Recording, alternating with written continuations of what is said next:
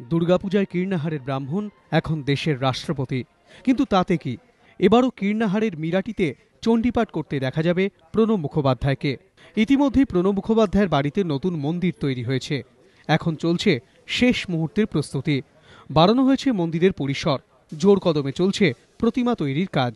প্রতিবার পুজোর সময় যে পথ দিয়ে নদীতে নবপত্রিকা স্নান করাতে যেতেন প্রণব মুখোপাধ্যায়, এবার সেই পথ বদল হয়েছে। নতুন নদীঘাট তৈরি হচ্ছে।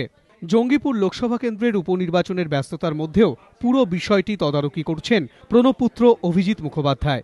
প্রণবপুত্র জানালেন, পুজোর 4 দিন মিরাটির গ্রামের বাড়িতেই থাকবেন রাষ্ট্রপতি। প্রতিবারের মতোই এবার নিজে হাতেই পুজো করবেন। প্রতি বছরই গ্রামের বাড়িতে প্রণব মুখোপাধ্যায়ের সঙ্গে দেখা করতে আসেন বহু মানুষ। তবে এবছর সে বিষয়ে কিছুটা রাশ টানা হবে।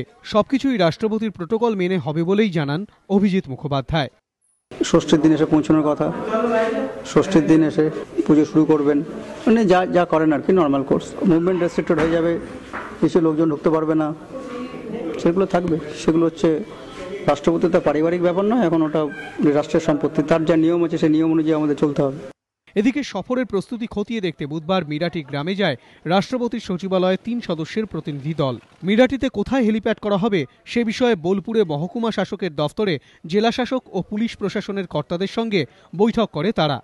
এতদিন প্রণব মুখোপাধ্যায় ছিলেন দেশের অর্থমন্ত্রী, এখন তিনি দেশের প্রথম নাগরিক, রাষ্ট্রপতি।